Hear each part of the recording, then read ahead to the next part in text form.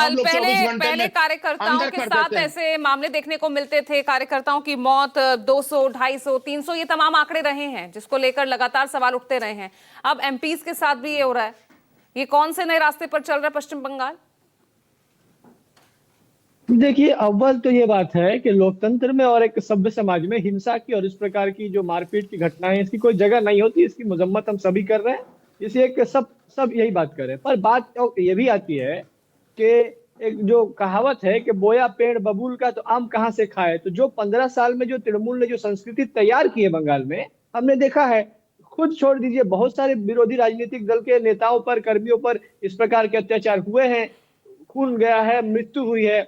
आप सब छोड़ दीजिए, अभी चुनाव चलने के समय अभी यहाँ हमारे अधीर रंजन चौधरी जी के ऊपर भी इसी प्रकार का तृणमूल के कार्यकर्ताओं ने अटैक किया। वो तो भला हो कि वहां सुरक्षा बल थे, केंद्रीय बल थे, तो उन्होंने बचा लिया। उनके साथ भी क्या हो जाता है कोई नहीं पता। तो ये जो संस्कृति है, ये जो हमारे यहाँ कहावत है कि सपेरे की मृत्यु कभी कभी सांप के काटने से ही होती है। तो आज हम तृणमूल के नेताओं या खासतौर पर जो वो एक मॉडल तैयार किया था, डायमंड हार्बर मॉडल, वहां डायमंड हार्बर में ही वो मॉडल ध्वस्त होता दिख रहा है। तो वहीं की जनता।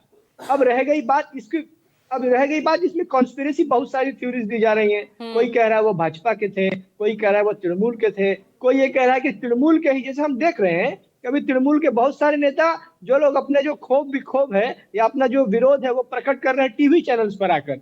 तो कहीं ऐसा नहीं है कि जो लोग टीवी चैनल्स पर अपना क्षोभ प्रकट करने का जिनको मौका नहीं मिल रहा है वो लोग रास्ते पे कर रहे हैं या फिर भाजपा आपको वालों क्या कर रहे हैं। लगता ऐसे है कौन बहुत सारी कौन है थ्योरीज ये हो लोग सकती जो है। इस तरह से एमपीज पर हमले कर रहे हैं? आपको क्या लगता है? नहीं, ये तो मैं कहता हूं कि ये जो भी है वो, और कुछ भी हो, पर वो कम से कम समाज विरोधी और कम से कम एंटी सोशल और कम से कम मिसक्रिएंट्स तो जरूर है। अब ये बात रह गई सरकार की। जो भाजपा पूरे चुनाव प्रचार में ये बात कही थी हम भय मुक्त बंगाल बनाएंगे, और हमने देखा कि शपथ लेने के एक दिन पहले जो हमारे अभी मुख्यमंत्री हैं उनके निजी सहायक की हत्या हो जाती है, और भी बहुत सारे घटना हो। तो जनता जब वोट देती है बदलाव के लिए, तो केवल चुनावी चिन्ह बदलने के लिए या सिर्फ राजनीतिक दल बदलने के लिए नहीं, जनता जब बदलाव के लिए वोट देती है तो परिस्थिति बदलने के लिए वोट देती है। तो अगर परिस्थिति में बदलाव करने में भाजपा और भाजपा की प्रशासन अगर वो सक्षम नहीं होगी, तो जनता का विश्वास और हम जैसे बंगालियों का जो एक हमें बहुत बुरा लगता है कि बंगाल में हिंसा हुई और उस पर हम नेशनल टीवी डिबेट करते हैं, या हम कहीं बाहर जाते हैं तो लोग हमें हिंसा के बारे में पूछते हैं। बंगाल इतना महान एक राज्य है, यहाँ इतना इतना कुछ है। इसको छोड़ के जब बंगाल की हिंसा पे जब चर्चा होती है तो हम सभी 10 करोड़ बंगालियों लेकिन का बीजेपी तो सर जो कह है रही नीचा है हो यहाँ जाता है। पर तो ये तारिक घटना खान की बंगाल तो पहले ही इन 15 सालों में करीब 50 साल, कम से कम 50 साल तो वो पीछे ऑलरेडी ही जा चुका है।